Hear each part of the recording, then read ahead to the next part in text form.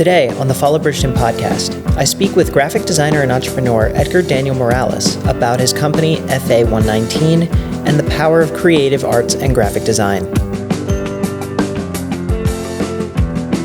Hello and welcome to the Follow Bridgeton Podcast. My name is Gavin Schweiger. I'm the assistant editor with Follow South Jersey, and today I have Edgar Daniel Morales, who is a graphic designer and founder of FA119. So how are you doing today? Pretty good. I'm excited. I've never done a podcast or an interview, so. Really? How are you feeling? Is it? I'm letting it, naturally just flow, not worrying about it, because I know you can edit it, so. Yeah. If this was live and there was people over there, then I'd be like. Might be freaking out. Yeah, me too. Freaking out a little bit, yeah. Like a discourse, Like, you ever seen the panels at, what's it called? Comic-Con or something? Oh, yeah, Where they're sitting up there and there's I couldn't do it. Yeah, couldn't do it. Are you interested in Comic-Con? And I know you're a Naruto fan. Yeah, big Naruto fan. I actually went to go see a Naruto concert in Philly. Oh, no way. What was that like? It was pretty good. Everybody dressed up. I felt like I was the only one that didn't dress up, and I was like, oh, next time. Next time. Yeah. Is that something that comes around every year? No, they came here for the first time last month, and they think they're going to try to do more American tours because they're a Japanese band. Oh, gotcha. Okay. Yeah. Sounds very cool. Yeah. Well, tell me about, first of all, tell me about you as a graphic designer. That is your big thing. So as long as I can remember, I have always wanted to do graphic design in some capacity. I remember being in the sixth grade, and there was a project on what career you wanted to do, and mine was graphic design because I want to make money and I want to change the world, something like that, along those lines. Yeah. And then through high school, I did a lot of fine arts focused stuff because in BHS it used to be that you were separated by academies. You were either in the arts academy or in the science academy. I used to be in the arts. Well, I was in the sciences technically, but all my classes were arts, so I got a mix of both. Okay. I was interdisciplinary.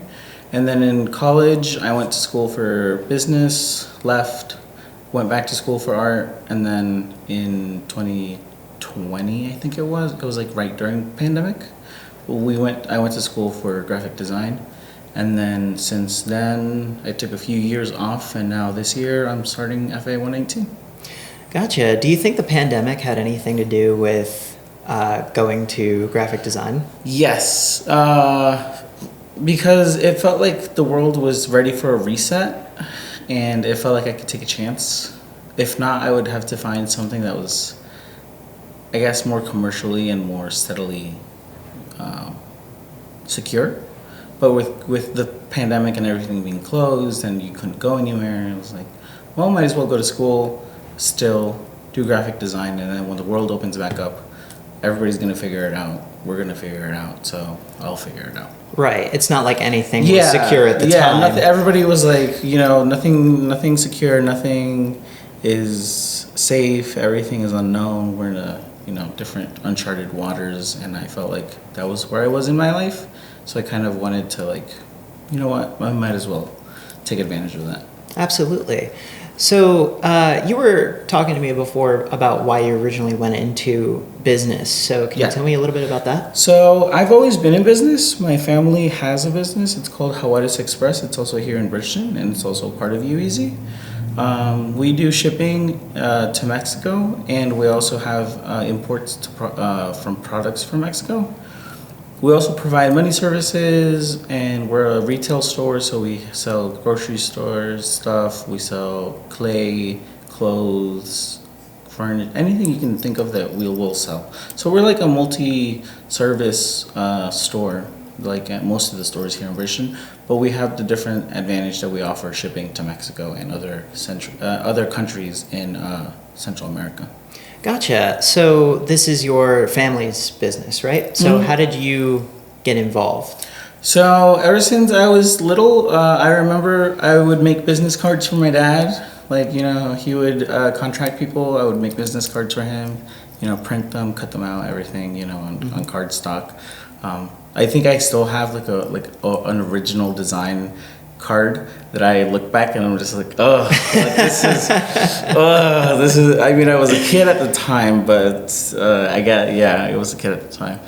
But yeah, that's how I got involved, slowly but surely taking on small roles, and then eventually I became admin, and then eventually like an owner. I run the place. I'm there almost every day, and through being there every day, I kind of discovered that I have the time and the ability to do FA119. So now that's why I'm branching off and not leaving my family business, but taking a step back and then focusing more on my career. Tell me a little bit about FA119, how that got started. So it was a result of the pandemic, because my family helped me go to school, and it was all through Zoom. So the way it worked is classes were on Zoom. You would show up during the scheduled time, and then, I mean, you probably went to school during the pandemic too. A little bit, yeah. Or did stuff during the pandemic. So it was all through Zoom. It was all through meetings and scheduled times. Oh, yeah. And I remember it was a little bit chaotic, but through that chaos, I found my friends. Jack, Bryant, Trevor, Jazel, and Kat. And then I met other people, Dylan and our other member, Kobe. And we all met through Zoom. At first it started through just meeting on camera and talking through the Zoom chat. And then we made a group chat, and then we started talking to each other through the group chat while the professor's lecturing and doing all this other stuff. And then we would get yelled at all the time. He would yell at us to stop laughing, to just pay attention, to just he was like, what are you guys laughing about? Like, you're always laughing at something. And we were just like, yeah, because it's just funny. Everything's funny. Everything's fun. So you met these people in your class? Yeah, over Zoom. Class. Yeah, through class. So I'm actually so curious how you got started talking with, because... So I actually have the rundown on my website in the stories section. Okay. There's a stories part, and it's the founding of FA119. But basically, I started with my friend Jack. He had no choice in the matter, because I had made up my mind. In my mind, I was like, he's going to be my friend. There's no, like, if, ands, or buts about it. He's going to be my friend. So I messaged him on the Zoom chat, because we were watching an Adam Sandler movie. I forget what movie it was, but it was for a graphic design project. Mm-hmm. So I messaged him, and then I started talking to him, and then I got his number. And then eventually we had to go on campus to print stuff, because we needed to submit physical stuff for our critiques. Mm-hmm. So I went to the print lab, and then I met Bryant. He was the print lab manager in tech. So I met Bryant there. And then slowly but surely I met the other people, Jazel and Kat. They were friends. They met me. And then we all like kind of formed a group chat. Then we all kind of got to know Trevor. We put him in the group chat. And then we got to meet the other people through, when we eventually all went back to school, we got to know each other more, and then that's how we all became friends. Gotcha. So it was like it was like a slow trickle of like a bunch of people kind of meeting each other and connecting, and then realizing like, hey, he's kind of weird too. Like, let's add him to the group chat, or he's kind of funny too. Let's add him to the group chat. Like, it was like it's happy accidents. Yeah. It seems like it seems like you wouldn't have met these people if it weren't for just the way it was back in pandemic days. Yeah, because I am not a outgoing person. I'm not like a what is it called? Intersocial? No. Yeah, like a extrovert. Or, yeah, I'm not an extrovert. I am very to myself. So if I was in class, I would have been in the back. Mm-hmm. I would have been quiet, not talking to anybody, like just go there, do school, leave. But because we kind of had to force each other to interact, and it was the style of teaching that my professor encouraged too. He wasn't, he's not a proponent of individual style. Mm-hmm. He thinks that's a downfall for graphic designers, and he thinks that we should all be multi-purpose, multidisciplinary, like very useful, creative people. So to him, being able to participate in a team is very important. So he made us do group projects and like team projects and projects that were semester long that you had to do. So we were forced to interact with each other in a way. And then we were lucky enough that we were one of the classes that we genuinely liked each other. So we actually, in our own initiative, did critiques and did things, and we ran like a small studio. Yeah. Gotcha. So you meet these friends, you have this trickling, happy accidental relationships that you're building. Tell me how this business starts and comes about.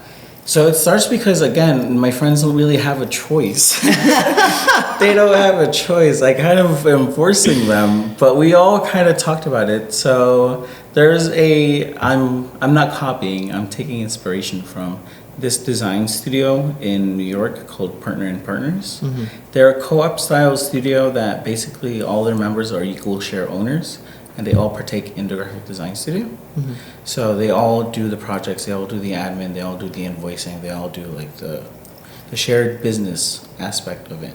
So it's not the way the system is set up now. It's you have a design firm, and then the firm has designers, and then those designers get paid by the hour, and the firm charges per project. Mm-hmm. The way that I want to set it up, and I'm transparent about this too on my website, is I want everybody to have a commission. I want my friends I want them to make money from the work that they do and the clients that they know.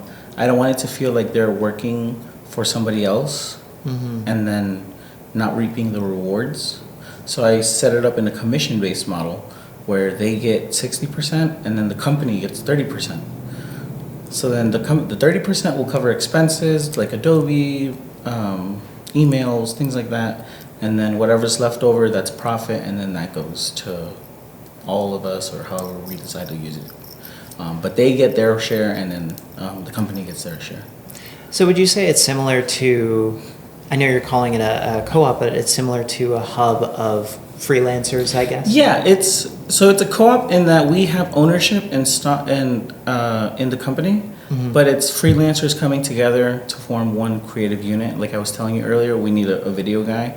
Well, there would be the main members, which would be my friends, and then we can contract independent contractors to work for us. So like, let's say we charge $500 on a video. That's just, I don't know, the number that I made up. I can reach out to you and be like, hey, we can't do this, but we took the contract, or we want to take the contract. We can go 50-50. You get 50% of the commission, and then we get 50% of the commission. And then that way, it's fair. You get paid for your work. I get paid for my work, for giving you the work. Right. And then that way, it doesn't feel like you're being stifled or like not being treated equally. I want people to feel like they can come to us for work and that we have work to give. Mm-hmm. So is this something where you have your, you and your friends who are the members and founders of this co-op, and you might bring on other freelancers as well? Is that something that... So I want to do like, and again, everything is on my website, FA119.com. If you want, like, if anything interests you or it sounds interesting. I want to have a pathway to membership, to being a core member. Mm-hmm. So I want to start with high school students. I want to have a location, a physical location that they can work at, go to school, and then they can do an internship with us, do a graphic design internship. Then, they go to school for graphic design. Once they graduate, they can come to us and be like, hey, I'm a designer now. Can I do freelance work for you? We can be like, yeah, we can hire you as a freelancer. And then after maybe 2-3 years, after we all decide, like, Gavin's been with us for like 9 years, let's extend membership to him. And then you can say yes. That way we build a relationship with the person, and we're not extending membership out to just anybody.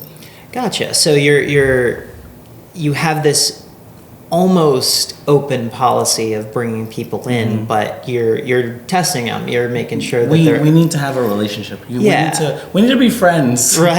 Like that. I think in the membership handbook, like I have a 100-page membership handbook. Oh, wow. Yes, I've been dedicating myself to this work, and I think in the handbook it kind of reads like you kind of have to be our friend to be a core member. Like if you can't function with all of us together as like a community and ecosystem, then it's not going to work.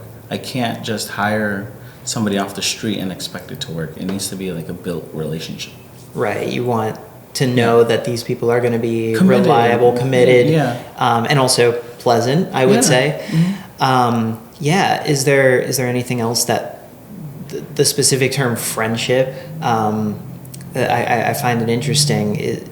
Why is that such an important aspect beyond that like professional relationship? So I think friendship is a little bit necessary because a lot of business relations I think are very like there's walls. Mm-hmm. So there's you and then there's the other person, but there's never really crossing. You know, you're supposed to have a formal relationship with the business partners that you have, and you're not really supposed to go beyond that. Like if you have a work party, 2 drinks maximum, don't go beyond that.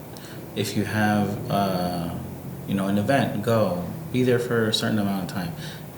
It's like very formal, very like, you kind of have to do the bare minimum. I want people to feel like I'm going to go because I want to support Jack, or I want to go because I want to support Dylan or mm-hmm. Brian or Jazel or whoever's doing something. I want to go and I want to support them. Not just in our endeavors in graphic design, but my friend Brian, he does racing.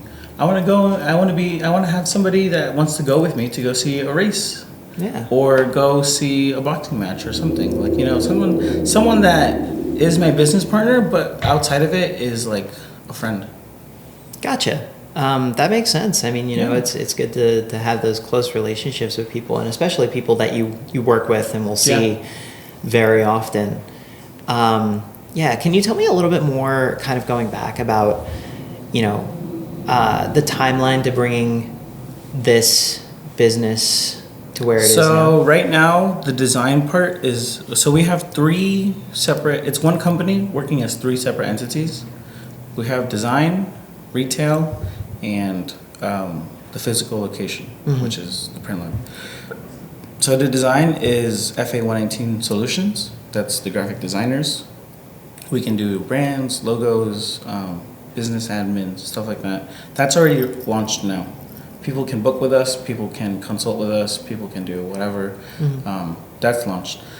The retail part, that's also in the works. That's going to be called Off Duty. That's mm-hmm. going to be our brand, because we're off duty. We're off work, so the buses, they're off duty. So yeah, I know in the website it's branded as almost, this is some of our personal or like experimental work, and you can buy prints or... That's things where like if I do 3D prints and like I want to 3D print a Pikachu, I can 3D print a Pikachu and then put it on off duty for sale.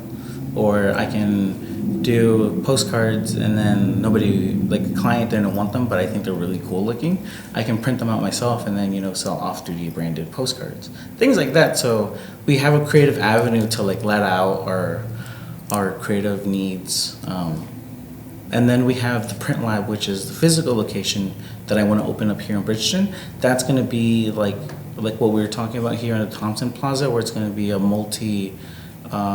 creative space, mm-hmm. multi-user creative space, where I want to have things like computers, like not just Windows, but also Mac, that have Adobe, Figma, Firefly, Blender, anything you can think of that a creator needs. I want to have that on our computers and readily accessible, and I want to make it like a membership program where you can sign up to be a member. There's a place in Philadelphia called Rec Philly. It's a $100 membership. It's a creative space too, but they have things like recording booth, sound studios, editing labs, things like that. So I want to bring that and bring it here to Bridgeton so I can make Bridgeton like a creative hub for creators and also people that are just casual users. So people that need like something printed from their phone or something, or or a student that just wants access to a computer to type up an essay. I want to have that there. So I want to make it like a library where you can go, like do things, a creative space where creators can go. And I want to have it where it's also like a marketplace where people can vend things. So like if you make clay, you want to sell it, but you don't have a physical location, I want to have it so that people can sell their stuff there and we get a commission based off of that. And I have a bunch of toys. I was telling you about my toys. Yes. So I have toys that I want to make available to the public. I have a laser printer. I have a laser cutter. Oh, wow. I have a Roland 20-inch printer. I have a sublimation printer. I have a 32-inch inkjet printer. I have a 3D printer, a 3D scanner, and I'm working on getting a wide format laser printer. So I want to make all those resources available to creators in that space. So like, for example, you want to make, I don't know, a shirt. I want to have a printer that you can make the shirts and you can do it yourself, or you can commission us to do it and we'll do it for you. So I want to make it like have options. So it's going to be really interesting, and I want to bring all these toys and things and make them accessible to the community. Yeah, it seems like a really ambitious goal, really to say the least. Yeah. So how are you planning to get this Started. Yeah. Started. Well, we have the design and website and everything set up, so the design part is done. The off-duty, that's going to be an ongoing, constant changing project where we just do things. So that's ongoing. And then the print lab, I want to get that open maybe by May, because that's when Hawadis Express has a 10-year anniversary. So it would be cool to do a new launch, a 10-year anniversary, and it's also Mother's Day. So 3 things. Yeah, that would be. You can have people come in, see the space, and so I'm thinking by May we'll be open and launch. Hopefully all the red tape isn't too much, and I can get that open. Yeah, what are some challenges in getting this place off the ground? So we have a store in Bridgeton here at 603 North Pearl Street. We want to divide it and make half of it or a third of it into the FA119. So it would be, I would rent it out and I would pay rent, and then the rest of it would stay the store. So Hawadis Express. Yeah. Okay. So it's like if we divided this room into 2/3 and then a third, I would keep 1/3 and then they keep 2/3. The challenge now is just dividing it into those sections and then getting the permissions from the city for building, and then changing things, moving things. But the things like the equipment, I already have the laser, I already have the 3D printer, I already have the scanner, I already have those things. I just need a space to put them in. Right. And just getting funding, because things are expensive. I already have the majority of the expensive things, but things like the wide format printer, that's gonna run me at least $11,000. Yeah. Oh boy. at least new. But it's gonna be able to do booklets, postcards, business cards, flyers. So anything you need, you're gonna be able to do there. It's gonna be like a Kinko's or a Staples where you can go and do it yourself. Oh, cool. Or you can do it, or we can do it for you. Gotcha. So tell me kind of about the avenues you've been looking into for funding. So obviously my personal funding, I have my personal amount of money that I can allot. I'm looking into the Small Business Administration loans. So I got 5 matches, so I'm pretty glad about that. So I'm going to apply for those. And then I'm going to work with UEZ to see about grants and any loans that I can get.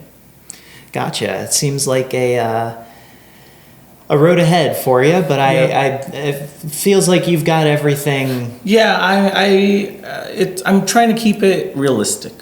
I don't want to tell myself I'm going to open to next week. Like that's not realistic.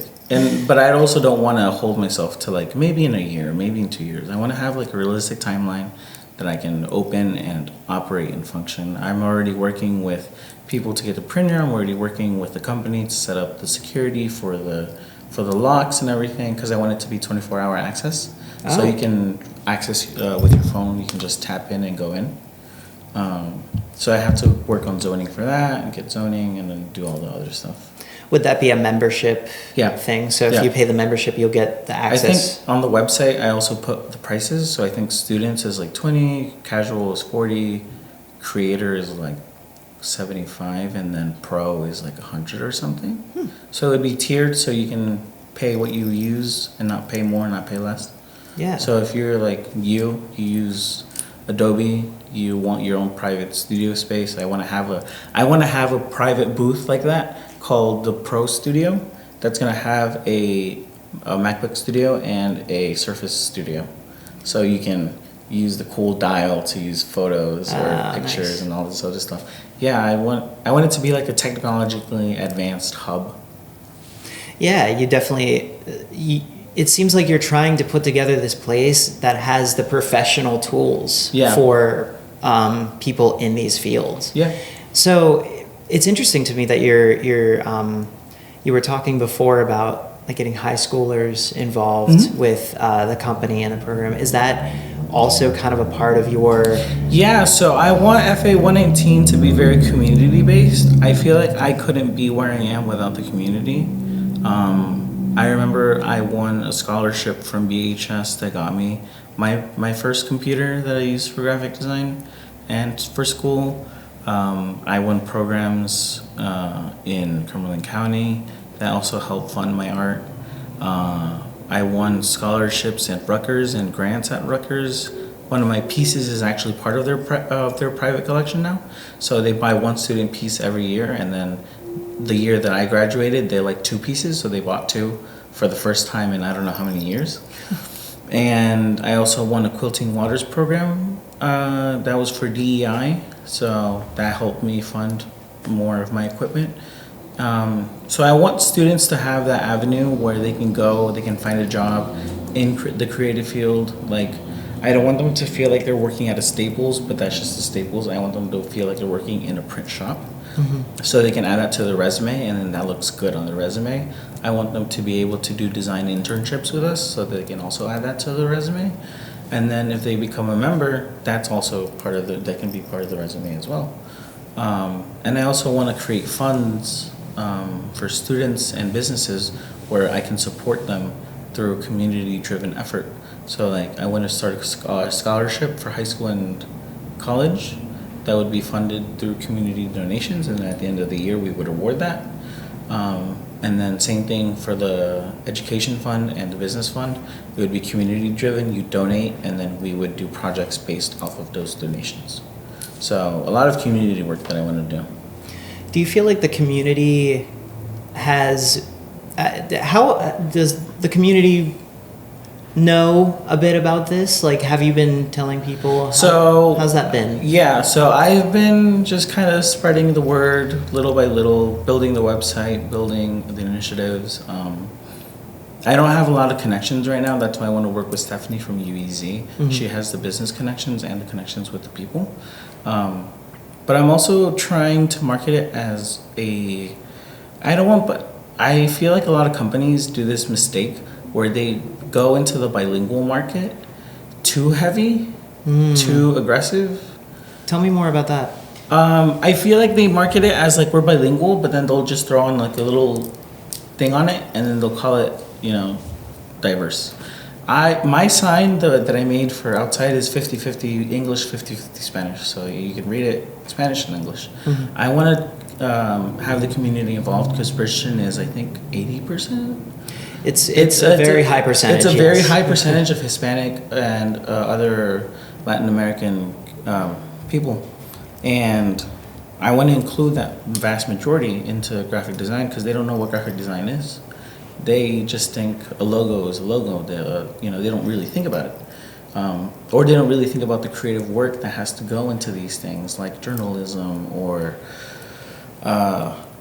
branding, things like that. They don't think about those things. So I want them to be involved and, kind of be like, oh yeah, that's cool. Like, that's why that looks like that, or that's why, they look like that. And I want to beautify Bridgeton and all of Cumberland County, and this is my way of doing it. I can't do it for free, but at least this way I can charge people, and then I can be like, yeah, this is what I see for you. Like, I want it to be like a whole system. I want to build an ecosystem, basically. Tell me a little bit more about that, about like the beautifying Bridgeton. What's your ideal path to that goal? Every business is designed by me. That would be beautiful. My portfolio would be wide. No, I just think there's so many businesses in Bridgeton and Cumberland County in general and all of South Jersey that struggle with competing with the big guy. Walmart has a dedicated design team, dedicated marketing team, dedicated admin team, dedicated team for everything. Small businesses, they have to do everything by themselves. I want FA119 to take the load off of that. I want to be the creative market where you can go do it yourself, or if you want to hire somebody, like a designer, a marketer, admin, you can hire somebody and then we'll take care of that. I do admin. I can help you set up your Google Workspace, your website, your Square POS, QuickBooks. Like, I can do it all. So I want to have a small business startup feature where I can help businesses start up, and then we can do like continuation through admin and just support. So propping up the little guy. Yeah, propping up the little guy. And I guess a lot of that comes from having a family-owned business yourself. Yeah.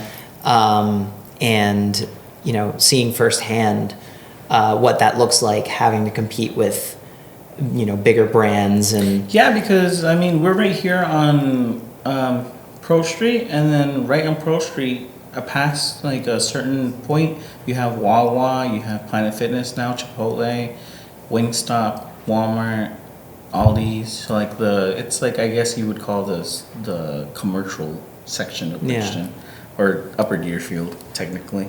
And we have to compete with that. We have to compete because people come in and they're like, well, at Wawa, it's this price. I'm like, well, I got to price it at Wawa now. Like, you know, you got to compete and you got to find ways to, you know, stay afloat. And sometimes those expenses have to go into marketing and have to go into something that maybe a small business might not prioritize, but they should, because it will help them. It does help.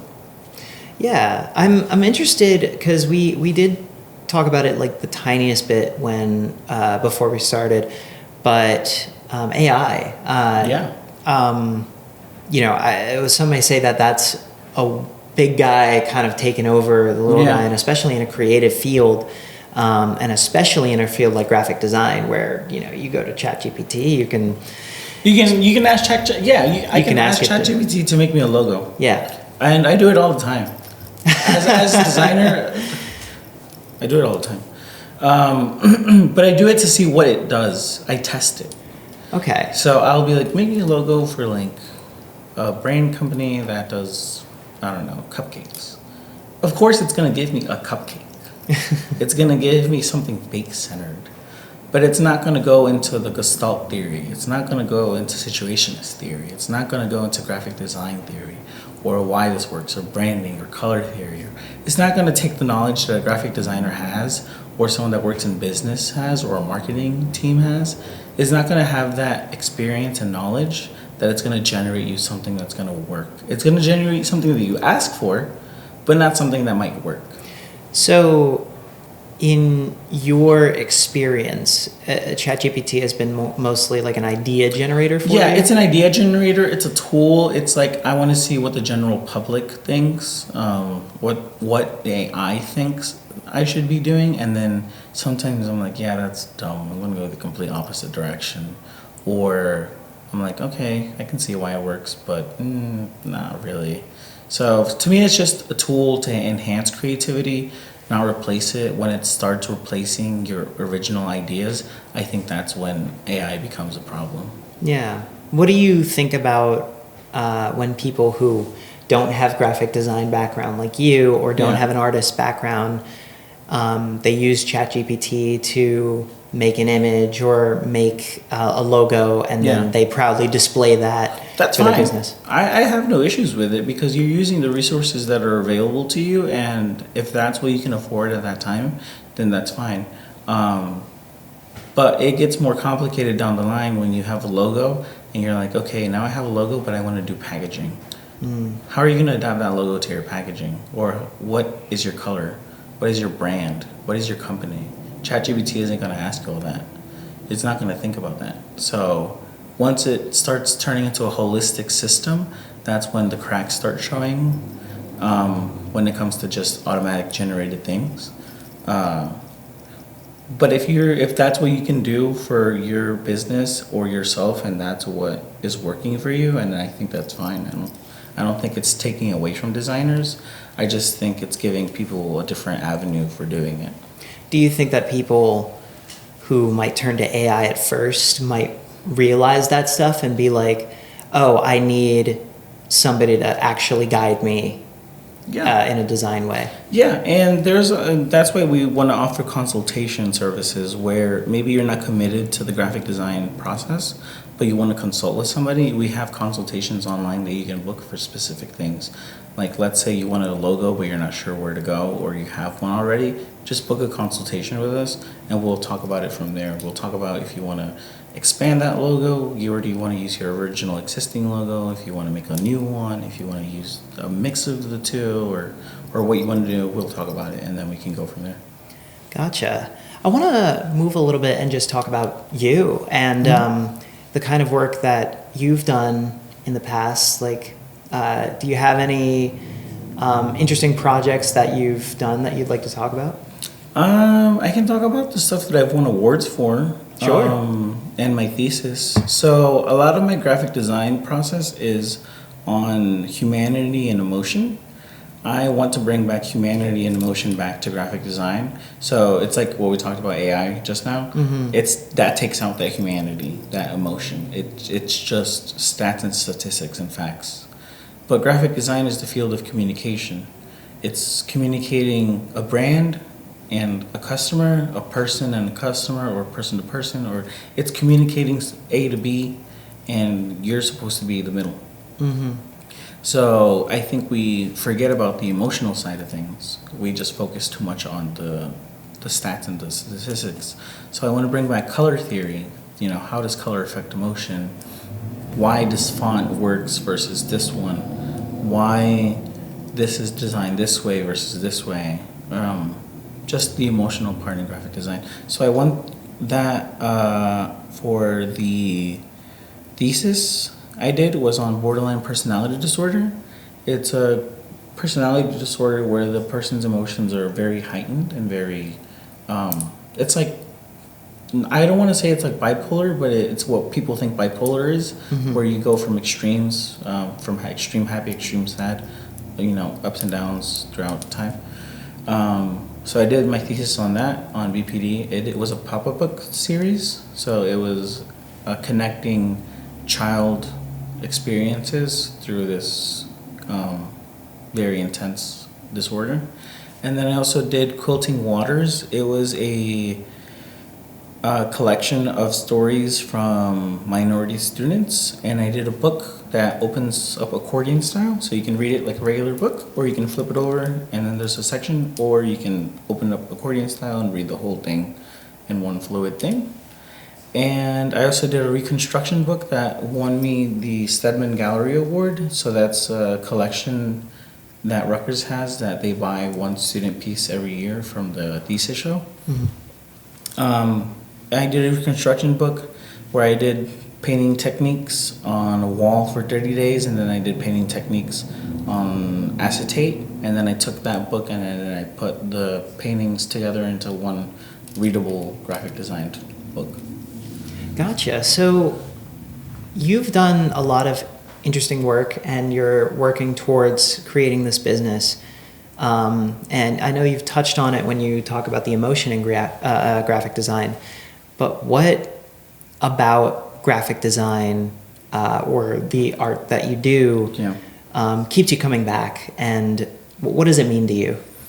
I've always been someone that's been into the arts as long as I can remember. I have always been in the arts. I like connecting with people. I think the arts help you connect with people. I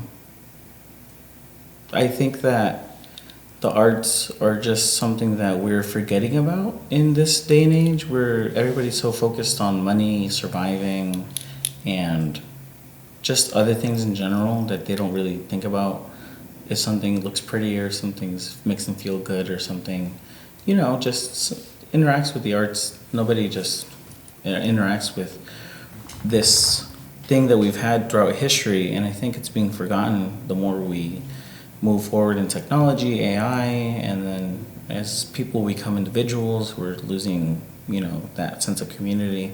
So I want to bring all that back through FA119. What do you want people to get out of FA119 or your work? What's your goal? I want them to feel like they have what I had. That they have that sense of community, that they have resources, that they have, a place to go to. I want them to have a third place. So, go to work, but then sometimes, hey, I'm feeling creative, let's go to FA119. I want people to go there, have fun. I want to have TVs with Netflix and Hulu so people can just hang out if they want to. So I want it to be like a community space. I want people to take away that this is a resource that's available to them, not just as a creator, but to just the members of the community. And for you and your career, where do you see yourself going, and what are your big goals for yourself? So I want FA118 to be able to function on its own. I want it to be self-sustaining so that I can dedicate myself to doing things that I enjoy other than graphic design. So like I applied for a job as a mental health tech because mental health is something that's very important to me. So I want to be able to do side things and jobs, but also have FA118 be the core foundation of what I do. Gotcha. Now, when it comes to FA119, you have the website, and which is FA119 Solutions.com. Yep. Is there any way that people can find you or contact you otherwise? Yeah, we have Instagram, Facebook. It's all FA119 Solutions.com. We have TikTok, Snapchat, all that other stuff. Phone number we have on our website, and address, everything as well. So email is contact@FA119 Solutions. So if people want to get in touch with us or they're just curious, they can interact with our website. That's what's going to be our primary driver, the website. But they can contact us throughout any other means. Great. Edgar Daniel Morales, thank you so much. Yeah, thanks for having me.